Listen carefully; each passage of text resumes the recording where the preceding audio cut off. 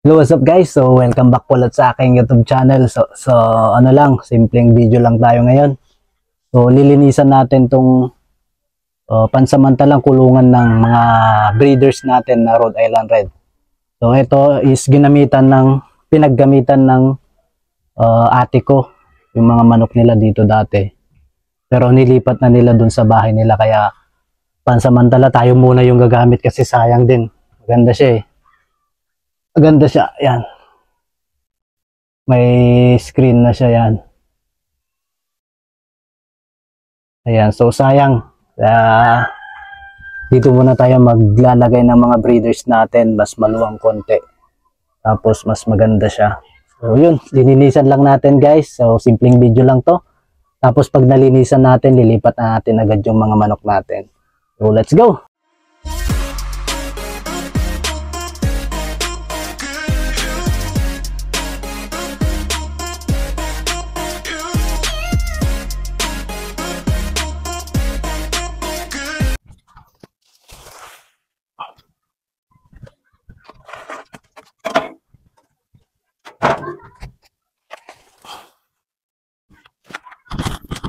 Balik ka.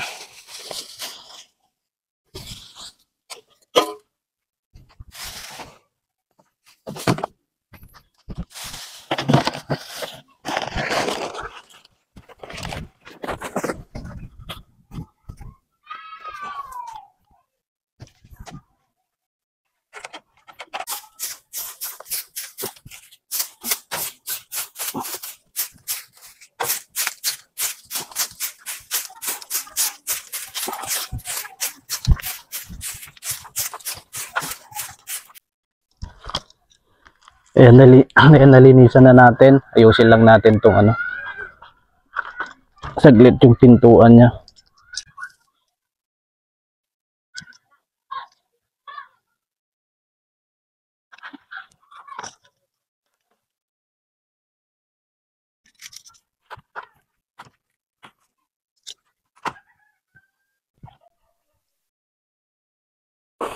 Tapos syempre kailangan din natin tong i-disinfect kasi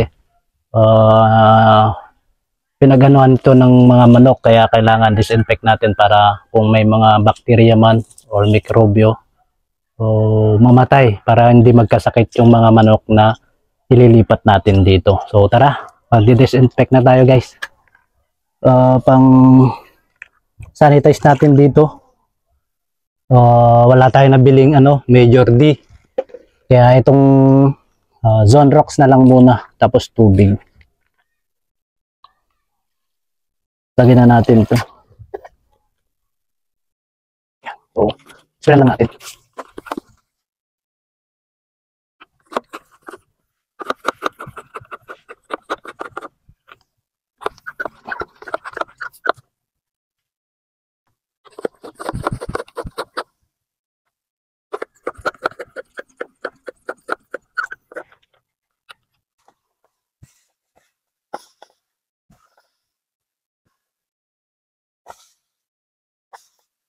Ito matutuyuan din naman na ito mamaya. Saka natin lagyan ng ng palay. Dito yung palay.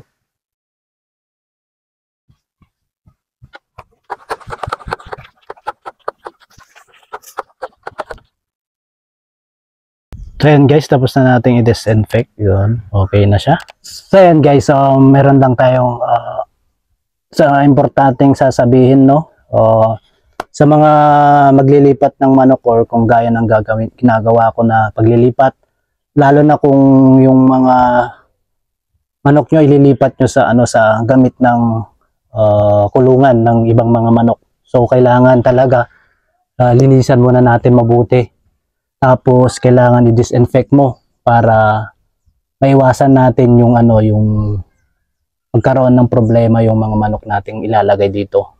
Kasi hindi natin alam yung mga dating nakatira dito na mga manok ay mayroong sakit. So naiiwan dito yung bakterya. So kailangan linisan natin tapos i-disinfect natin.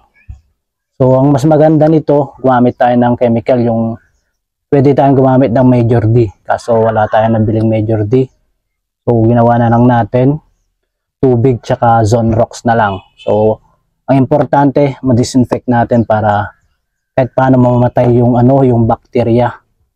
So ayan, okay na siya. Kailangan ilipat na natin yung mga breeders natin dito. So let's go. Ayan, ito na yung tatlo. Ayan, so ito na. Ayan, ito na yung pangatlo. So ito yung rooster natin. Tignan nyo man. Yung rooster natin, guys. Ito. Unahin ito. Vintage X dark mahogany na rooster.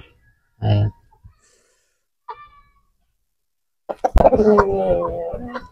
Ayan. So yun guys, nalipat na natin sila. So mas maluwang na yung yung kulungan nila. Tapos baka sakali paghapon pakakawalan natin para makakain sila ng ng mga dahon-dahon dito sa labas. So ayun, thank you so much sa inyong panonood. Kita-kits po ulit tayo sa susunod na video. Mega love shoutout po sa lahat-lahat. And God bless po.